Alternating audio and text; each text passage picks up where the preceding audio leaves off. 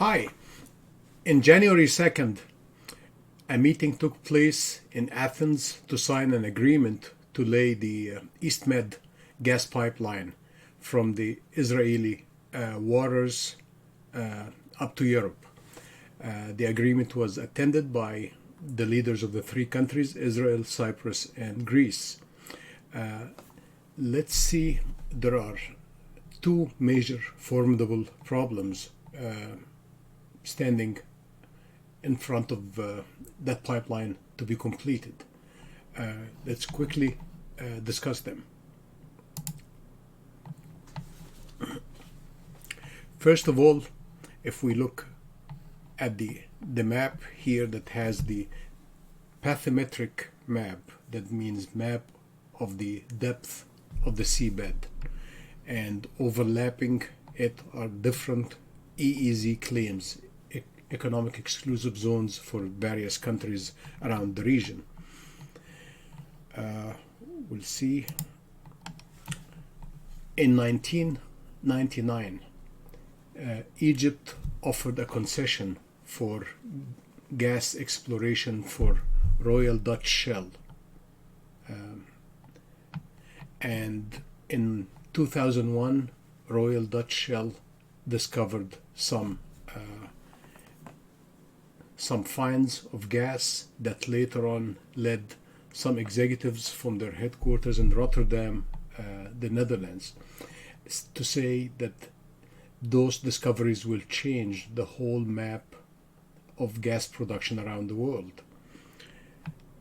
That was in 2001, and then 2002, the discoveries in that concession that was called NEMED, Northeast Mediterranean.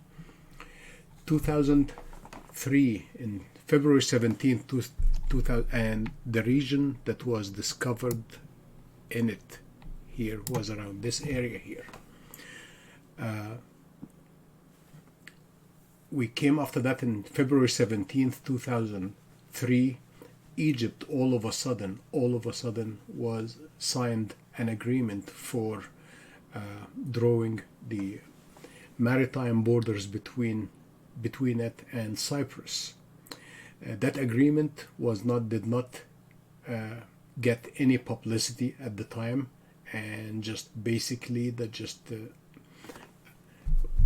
population was not aware of what has happened there, and nevertheless as well, that just Shell woke up next morning to discover that they lost 17% of the territory or piece of water that they were working on as part of their concession.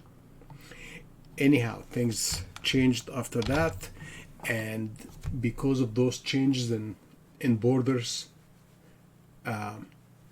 Israel and Cyprus said that they discovered some gas finds in the region there. Came the next problem after that, how to sell it. To sell those vast amounts of gas, you need to go and have large markets. The only large market in the vicinity is the European market. So how to get from here up to there? So you have several ways. The first approach was, let's go and just have it the land approach. Let's go and just the nearest part is Egypt, and then from Egypt go and take it all around through Jordan, Syria, Turkey, and from Turkey through Greece, and from Greece to Albania, and from there to Italy, and from there to the rest of Europe. That was the approach that was called the Arab Pipeline. That did not work.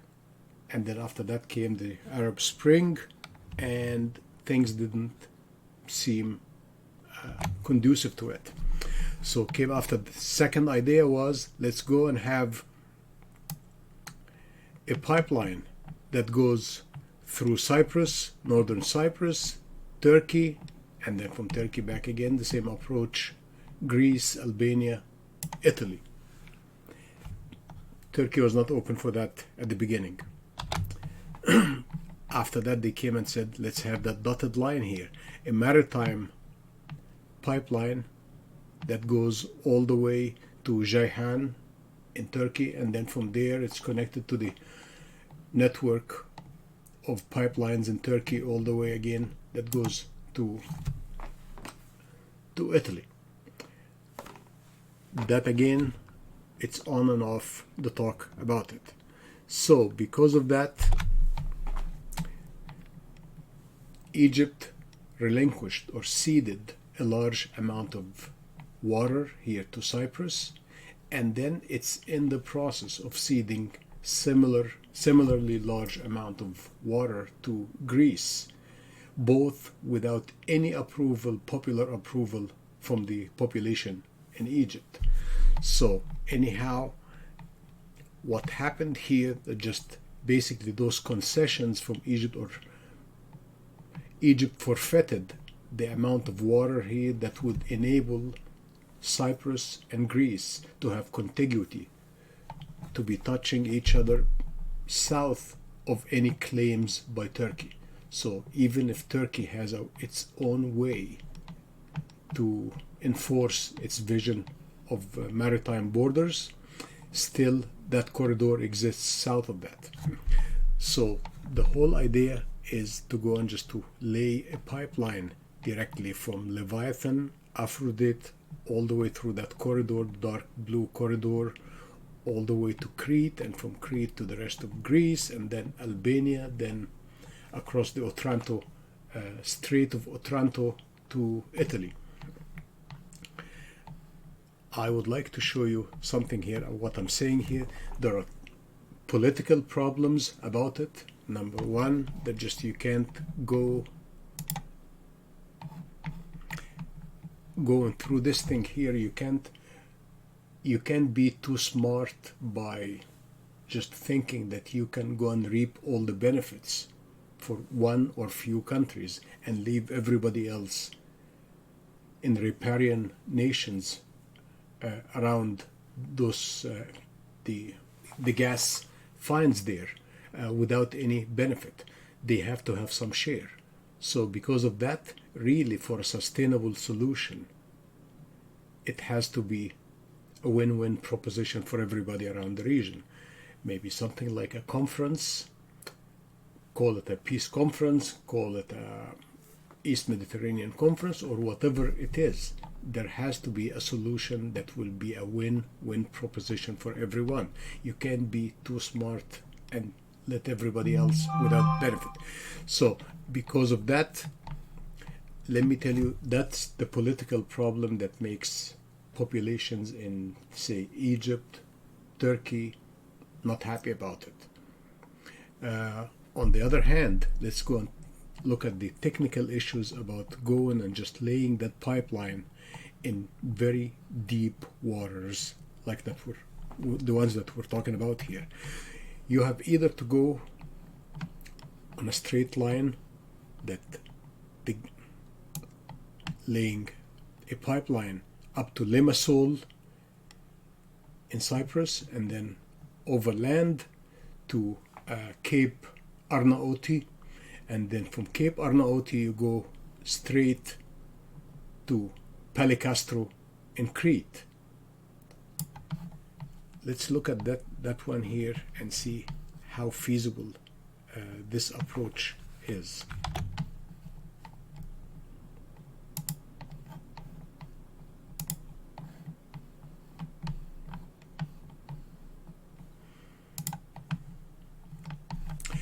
If we look at, this is the route in yellow that I was talking about here, and as you will see here, as you move, you leave Cape Arnaouti in Cyprus, you see that the pipeline drops suddenly to 2,300 meters below sea level, and then goes further down up to a maximum of about 30, lowest about almost 3,000 meters. That's the depth there. Keep in mind that the deepest pipeline that was ever laid anywhere in the world was about 1,000 meters below sea level. Now we're talking here about 3,000 meters below sea level. Technology is not there yet. That's number one. Number two, you have also the Turkish claims. Turkey will never allow this pipeline to happen. If you really are interested in getting their approval, probably that pipeline should be a win-win proposition for both Greek Cypriots and Turkish Cypriots. So maybe the pipeline should go directly through Cyprus, northern Cyprus, then Turkey, then after that go all the way to Italy. Could be. But just I'm telling you what's the cause of the resentment here. Or the other solution, which seems to be the one that the three countries, Israel, Cyprus, and Greece, are following, which is to go and just to lay the fiber, to lay the cable through that corridor here, which is south of the claims, Turkish claims, the white route there.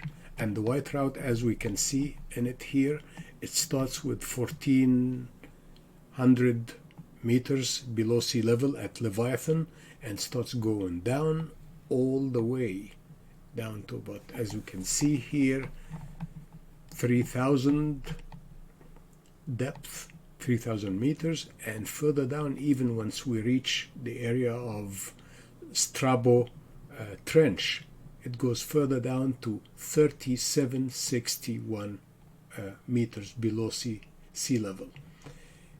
This is really deep, and the technology is not there yet. It would take a few years before it develops, and that's aside from political problems. That's what I wanted to tell you here. The solution is, and always is, to have a sustainable solution. It has to be a win-win proposition for all the regions, all the populations around East Mediterranean. Thank you.